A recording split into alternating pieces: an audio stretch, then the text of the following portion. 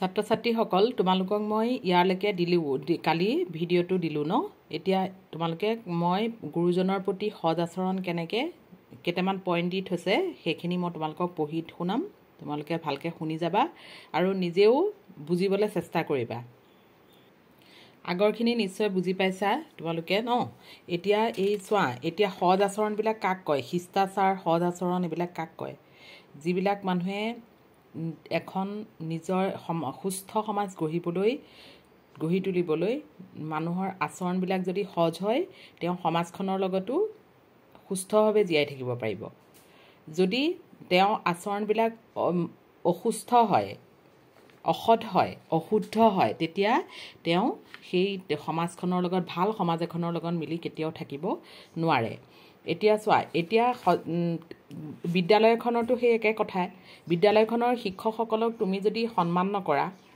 সন্মান মানি নচলা কথা ক'লে নুশুনা কিবা এটা কথা ক'লে তুমি উল্টাকে উত্তৰ দিয়া সেই তেনেকুৱাত কি হ'ব তুমি বিদ্যালয়খনত এনেও এগৰাকী তুমি ভাল মানুহ কেতিয়াও হ'ব নোৱাৰিবা ভাল তেওঁলোকৰ দৃষ্টিত শিক্ষকৰ দৃষ্টিত কেতিয়াও ভাল মানুহ হ'ব নোৱাৰিবা আৰু তুমি ভৱিষ্যতলৈও ভাল মানুহ হ'ব নোৱাৰিবা তেতিয়া কাৰণ গুৰুৰ কাক কয় গুৰুৰ যদি তোমালোকে মানি নচলা বা অভিভাৱকসকলক দেউতা মা ককা আইতা তোমালোকে যদি মানি নচলা তেন্তে কেতিয়াও তোমালোকে সৎ পথত যাব নোৱাৰিবা সৎ পথত যাব নোৱাৰিবা সেয়ে কৈছোঁ সৎ আচৰণ হ'বলৈ হ'লে শিষ্টাচাৰ জানিবলৈ হ'লে তোমালোকে নিজে সৎ হ'ব লাগিব নিজে সৎ হ'লেহে তুমি আনক শিক্ষা দিব পাৰিবা গম পাইছানে এতিয়া তোমালোকক মই এইখিনিৰ পৰা পঢ়াম ইয়াত গুৰুজনৰ প্ৰতি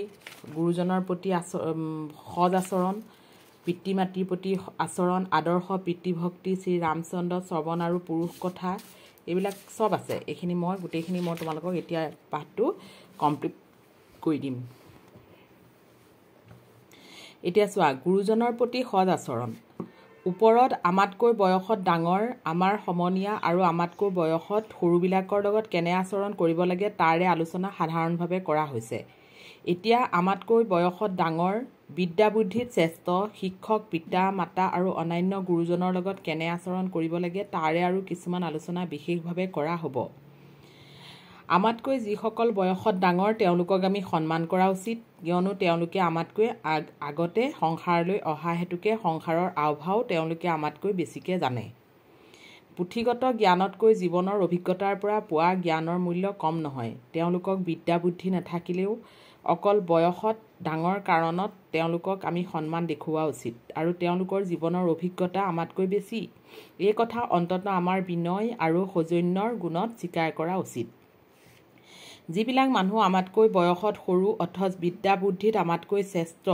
তেওঁলোকৰ প্ৰতি আমাৰ আচৰণ সন্মানজনক হোৱা উচিত কিয়নো তেওঁলোক জ্ঞানবৃদ্ধ আমাৰ শিক্ষকসকলৰ প্ৰতি আচৰণত বিনয় আৰু ভক্তি থকা উচিত তেওঁলোকে আমাৰ শিক্ষাগুৰু তেওঁলোকৰ স্নেহ আৰু যত্নৰ গুণতে আমাৰ জ্ঞানৰ চকু মেল খাইছে আমাৰ দীক্ষাগুৰু সকলে ভগৱানক ভাল পাবলৈ আমাক শিকায় আৰু ভগৱানক পোৱাৰ বাটত আমাক আগবঢ়াই লৈ যায় গুৰুজনৰ প্ৰতি আমাৰ আচৰণ সদায় ভক্তিপূৰ্ণ হোৱা উচিত গুৰু ভক্তিৰ সম্বন্ধে বহু মহৎ দৃষ্টান্ত ভাৰতৰ প্ৰাচীন যুগত দেখিবলৈ পোৱা যায় পুৰণি কালত ভাৰতবৰ্ষত ঋষিমুনিসকলে নিজ ঘৰতে ৰাখি ছাত্ৰসকলক বিদ্যা শিকাইছিল সেই দেখি সেই সময়ৰ বিদ্যালয়বিলাকক গুৰুগৃহ বোলা হৈছিল এসময়ত উপমন্যু নামেৰে এজন বিদ্যাৰ্থী গুৰুগৃহত উপস্থিত হৈছিল উপমন্যুৰ গুৰুৰ প্ৰতি বৰ ভক্তি আছিল তেওঁ বৰ মনোযোগেৰে শাস্ত্ৰ অধ্যয়ন কৰাৰ বাবে অলপ দিনৰ ভিতৰতে গুৰুৰ বৰ প্ৰিয়পাত্ৰ হৈছিল সেই সময়ত গুৰুসকলে শিষ্যৰ বিশ্বাস ভক্তি আদি পৰীক্ষা কৰি চাইহে শিষ্যৰ জ্ঞান লাভ বিষয়ত সন্তুষ্ট আৰু নিশ্চিত হৈছিল উপমন্যুৱে গুৰুৰ আশ্ৰমত গৰু চৰাইছিল তেওঁ ভিক্ষা মাগিবলৈ নগৈছিল গুৰুৱে উপমন্যুৰ গুৰুভক্তিৰ পৰীক্ষা ল'বৰ উদ্দেশ্যে কিছুদিনৰ পৰা উপমন্যুৰ বাবে আশ্ৰমত খোৱাৰ ব্যৱস্থা কৰিবলৈ এৰি দিলে উপমন্যুৱে সেইবাবে গুৰুৰ ওপৰত ক্ৰুদ্ধ নহ'ল কিন্তু ভোকত ৰ'ব নোৱাৰি দামুৰীয়ে গাখীৰ খোৱাৰ সময়ত দামুৰীৰ মুখত গাখীৰৰ যি ফেন লাগি থাকে তাকেই হাতেৰে চুচি আনি খাবলৈ ধৰিলে উপমন্যুৰ স্বাস্থ্য ভালেই থাকিল কিয়নো গাখীৰৰ এই ফেনবিলাক পুষ্টিকৰ গুৰুৱে উপমন্যুক সুধিলে উপমন্যু তুমি কি খোৱা শিষ্যই আচল কথাটোকে ক'লে। গুৰুৱে তেতিয়া উপমন্যুক ডামুৰিৰ মুখত লাগি থকা ফেনকো খাবলৈ হাক দিলে। উপমন্যুৱে নীৰৱে গুৰুৰ আদেশ মানি ল'লে। তাৰ পিছত ভোকত ৰ'ব নোৱাৰি উপমন্যুৱে অইন ছাত্ৰৰ দৰে ভিক্ষা মাগিবলৈ যাবলৈ ল'লে। এতিয়া উপমন্যুৱে ভিক্ষাত পোৱা বস্তুকেই খাই জীৱন ধাৰণ কৰে। গুৰুৱে আকৌ এদিন ওচৰলৈ মাতি নি সুধিলে, তুমি এতিয়া কি খোৱা? উপমন্যুৱে সঁচা কথাটোকে ক'লে। গুৰুৱে তেতিয়া ক'লে, ভিক্ষা কৰি পোৱা বস্তু এইদৰে অকলে খোৱাটো তোমাৰ উচিত হোৱা নাই। এতিয়াৰ পৰা ভিক্ষাত পোৱা সকলোখিনি বস্তু মোক দিবা। উপমন্যুৱে গুৰুৰ আদেশ শিৰত তুলি ল'লে। এতিয়া উপমন্যুৰ খাবলৈ একো নাইকিয়া হ'ল। এদিন গৰু চৰাবলৈ যাওঁতে ভোকত তত নেপাই আকনৰ পাতকে খোৱাৰ ফলত চকুৱে নেদেখা হ'ল আৰু বাট নেপাই খাল এটাত পৰি থাকিল। গুৰুৱে তীক্ষ্ণ দৃষ্টিৰে উপমন্যুক সদায় লক্ষ্য কৰি আছিল। উপমন্যুৱে গৰু চৰাই উভতি আহোঁতে পলম হোৱা দেখি তেওঁ শিষ্যক বিচাৰি খালৰ কাষ পালেগৈ। গুৰুৱে উপমন্যুৰ নাম ধৰি মতাত উপমন্যুৱে খালৰ পৰাই মাত লগালে, গুৰুদেৱ, মই এই খালত পৰি আছোঁ, মই চকুৰে একো দেখা নেপাওঁ। দিব্যদৃষ্টি থকা গুৰুৱে সকলো বুজিলে আৰু দেৱ বৈদ্যক আৰাধনা কৰি আনি উপমন্যুক সম্পূৰ্ণ সুস্থ কৰি তুলিলে। গুৰুৰ পৰীক্ষাত উপমন্যু সসন্মানে উত্তীৰ্ণ হ'ল আৰু গুৰু সন্তুষ্ট হ'ল। পিছদিনা গুৰুৱে উপমন্যুক ক'লে, বোপা উপমন্যু, তুমি এতিয়া ঘৰলৈ যোৱা। তোমাৰ শিক্ষা সম্পূৰ্ণ হৈছে। তুমি 4 বেদ আৰু 6খন দৰ্শনত গভীৰ জ্ঞান লাভ কৰিবলৈ সমৰ্থ হ'বা। উপমন্যুৱে গুৰুৰ এই আদেশ পাই গুৰুৰ চৰণত প্ৰণাম জনাই ঘৰমুৱা হ'ল। উপমন্যুৰ গুৰু ভক্তিৰ অমৰ কাহিনী এতিয়াও উজ্জ্বল হৈ আছে। এতিয়া চোৱা, পিতৃ মাতৃৰ প্ৰতি আচৰণ। অন্য দেশৰ তুলনাত আমাৰ দেশৰ সমাজ ব্যৱস্থা বহুত বেলেগ। আমাৰ দেশত এটা পৰিয়ালত পিতৃ মাতৃৰ আসন সকলোৰে ওপৰত। পৰিয়ালটো চলোৱাত বিভিন্ন বিষয়ৰ সিদ্ধান্ত পিতৃ মাতৃয়ে গ্ৰহণ কৰে। সেই সিদ্ধান্ত প্ৰায়েই শুদ্ধ হয়, কাৰণ তেওঁলোক সংসাৰৰ বহুতো অভিজ্ঞতা লাভ কৰিছে। দেখি শুনি নাইবা ঠেকি তেওঁলোকে যি অভিজ্ঞতা লাভ কৰিছে তাৰ পৰা ভাল বেয়া বিবেচনা কৰাত তেওঁলোক সক্ষম হয়। এই অভিজ্ঞতাৰ ফলত তেওঁলোকে ল'ৰা ছোৱালী ভাল বেয়া মংগল অমংগল চিন্তা কৰে। সেই দেখি আমাৰ কৰ্তব্য হৈছে আমাৰ পিতৃ মাতৃৰ মতামতক সন্মান কৰাটো আৰু তেওঁলোকৰ প্ৰতি সজ আচৰণ কৰাটো। আচলতে তেওঁলোকতকৈ নিস্বাৰ্থ বন্ধু আমি সাধাৰণতে সংসাৰত বেছি বিচাৰি নাপাওঁ।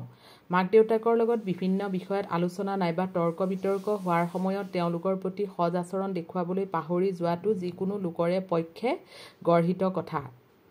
এনে বহু পৰিয়াল আছে য'ত মাক দেউতাকে নিজৰ ল'ৰা ছোৱালীৰ পৰাও প্ৰাপ্য সজ আচৰণখিনি নাপায়।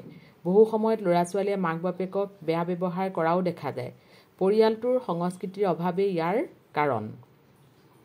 এতিয়া বহু ল'ৰা ছোৱালী ধ্বংস হৈ গৈছে চাবাচোন, কিছুমান অসৎ প্ৰবৃত্তিৰ কাৰণে, হয়নে?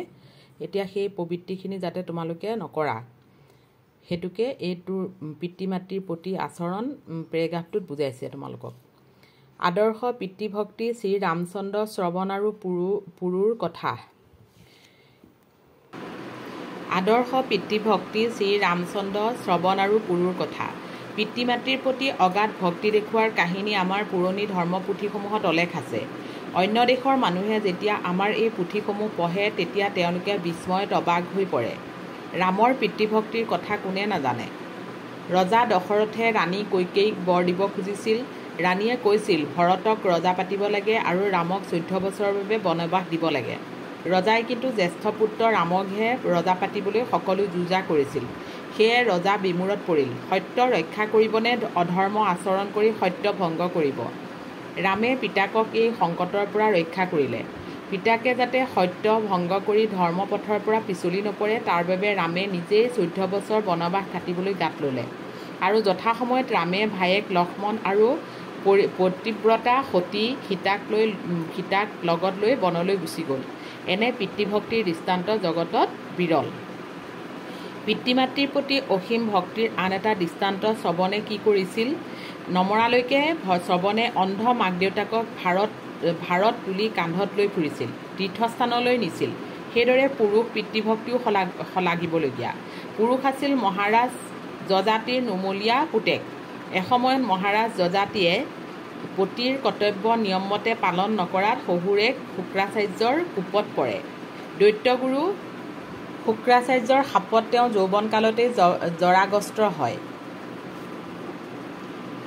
যযাতিৰ ভোগৰ হেঁপাহ তেতিয়াও পলোৱা নাছিল, গতিকে তেওঁ শুক্ৰাচাৰ্যক মিনতি কৰিলে ইয়াৰ এটা উপায় দিবলৈ। দৈত্যগুৰুৱে ক'লে যে কোনোবাই যদি যযাতিৰ বাৰ্ধক্য লৈ নিজৰ যৌৱন যযাতিক দিয়ে তেনেহ'লে যযাতিয়ে আকৌ যৌৱন উপভোগ কৰিব পাৰিব। যযাতিয়ে তেতিয়া নিজৰ পাঁচোটা পুতেকক এজন এজনকৈ সুধি চালে, কোনোবাই দেউতাকৰ জৰাভাৰ ল'বলৈ সাজু আছেনে? নাই।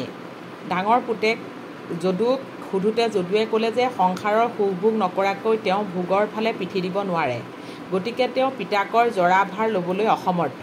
পিছৰ তিনিজন পুতেকেও পিতাকৰ বাৰ্ধক্য ল'বলৈ মান্তি নহ'ল। অৱশেষত নুমলীয়া পুতেক পুৰুক সোধাত পুৰুৱে ক'লে, হে মহাৰাজ, যাৰ অনুগ্ৰহত অমূল্য মানৱ জীৱন লাভ কৰা যায় সেই পিতাৰ উপকাৰৰ পৰিশোধ কোন পুত্ৰই কৰিব পাৰে? যি পুতেকে পিতাকে মনত ভবা কাম পিতাকে কৰিবলৈ নৌপাওঁতেই নিজৰ ইচ্ছামতেই কৰে সেই পুত্ৰ উত্তম। যি পুতেকে পিতাকৰ আদেশ পাই কোনো কাম কৰে সেই পুত্ৰ মধ্যম। যি পুতেকে পিতাকে কৰিবলৈ কোৱা কাম অশ্ৰদ্ধাৰে কৰে সেইজন পুত্ৰ অধম। আৰু যি পুতেকে পিতাকৰ আদেশ পায়ো পিতাকে কৰিবলৈ কোৱা কাম নকৰে সেইজন পুতেকক পুতেক বুলিব নোৱাৰি। এই বুলি কৈ পুৰুৱে আনন্দ মনেৰে পিতাকৰ জৰা গ্ৰহণ কৰি নিজৰ যৌৱন পিতাকক দিলে। সম্ৰাট যযাতিয়ে প্ৰায় 1000 বছৰ সংসাৰ ভোগ কৰি এই সুখ অসাৰ বুলি বিবেচনা কৰি পুতেক পুৰুৰ পৰা জৰা ওলোটাই আনি পুতেকৰ যৌৱন পুতেকক আকৌ ঘূৰাই দিছিল আৰু সেই নুমলীয়া পুতেক পুৰুৰ সিংহাসন দান কৰি নিজেই বনলৈ গৈছিল। পুৰুৰ দৰে পিতৃভক্তি জগতত বিৰল। পুৰুৰ আদৰ্শ সকলোৱে অনুকৰণ কৰিবলগীয়া। আত্মীয় স্বজনৰ লগত আমাৰ ঘাইকৈ তেজৰ সম্পৰ্ক থাকে। তেওঁলোকে আমাৰ ভাই ককাই, বাই ভনী, খুৰা খুৰী, জেঠা জেঠী, পেহা পেহী ইত্যাদি। তেওঁলোকৰ লগত আমাৰ স্নেহ, প্ৰীতিভাৱ, শ্ৰদ্ধা আৰু ভক্তিৰ সম্পৰ্ক। আত্মীয় স্বজনৰ ভিতৰত স্বাভাৱিকতে এটা মৰমৰ আকৰ্ষণ আছে আৰু তেওঁলোকৰ পৰস্পৰৰ প্ৰতি সহানুভূতি আৰু সহায় স্বাভাৱিক। আত্মীয় স্বজনৰ প্ৰতি আমাৰ আচৰণ সদায় আমাৰ বিনয়, স্নেহ আৰু প্ৰীতি, শ্ৰদ্ধা আৰু ভক্তি যথাযোগ্যভাৱে থাকিব লাগে। অৰ্থাৎ বাই ভনীৰ প্ৰতি আমাৰ স্নেহ আৰু ককাই বাইৰ প্ৰতি আমাৰ ভক্তি থাকিব লাগে। এইদৰে খুৰা খুৰী, জেঠা জেঠী প্ৰভৃতিৰ প্ৰতি আমাৰ ভক্তি থাকিব লাগে। কিন্তু সকলোৰে প্ৰতি আমাৰ আচৰণ সহজ হ'ব লাগিব। ভাৰতীয় আদৰ্শত ককায়েকক পিতাকৰ তলতেই সন্মান কৰাৰ নিয়ম আছে। এই বিষয়ত নকুল, সহদেৱ, অৰ্জুন আৰু ভীমৰ তেওঁলোকৰ ককায়েক যুধিষ্ঠিৰৰ প্ৰতি ভক্তি আৰু লক্ষ্মণ, শত্ৰুঘ্ন আৰু ভৰতৰ ককায়েক ৰামচন্দ্ৰৰ প্ৰতি ভক্তি বিশেষকৈ মন কৰিবলগীয়া আৰু এই আদৰ্শ সকলোৱে অনুকৰণ কৰা উচিত। ওপৰৰ আলোচনাৰ পৰা এই কথা স্পষ্ট হৈছে যে আমি সকলোৰে প্ৰতি সজ আচৰণ কৰিব লাগে। মাথোন ব্যক্তি বিশেষে আমাৰ সজ আচৰণ বেলেগ ৰূপ লয়। ইয়াৰ আগতে নিমন্ত্ৰিত আলহীৰ লগত কেনে আচৰণ কৰিব লাগে তাৰো আলোচনা কৰা হৈছে। এতিয়া হঠাৎ উপস্থিত হোৱা আলহী বা অতিথিৰ প্ৰতি কেনে আচৰণ কৰা উচিত তাৰেই আলোচনা কৰা হ'ব। হিন্দুসকলৰ ধৰ্মশাস্ত্ৰ উপনিষদত অতিথিক দেৱতাৰ দৰে সন্মান কৰিবলৈ কৈছে। পৃথিৱীৰ সকলো সভ্য জাতিয়ে অতিথি সৎকাৰ বৰ পুণ্য কাম বুলি বিবেচনা কৰে। ইছলাম ধৰ্মতো অতিথি সৎকাৰক বৰ ওখ ঠাই দিয়া হৈছে। হজৰত মহম্মদে নিজৰ জীৱনত কিদৰে অতিথি সৎকাৰ কৰিছিল তাক তলৰ কাহিনীৰ পৰা আমি জানিব পাৰোঁ। হজৰত মহম্মদৰ অতিথি সেৱা।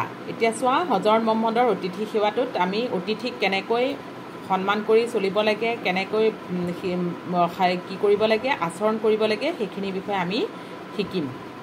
এদিন হজৰত মহম্মদে তেওঁৰ 4জন শিষ্যৰ লগত ধৰ্মৰ আলোচনা কৰি আছিল। এনেতে 5জন ইহুদী আহি সেই ঠাইত ওলাল আৰু হজৰতৰ মুখৰ ধৰ্মৰ কথা শুনিবলৈ ধৰিলে।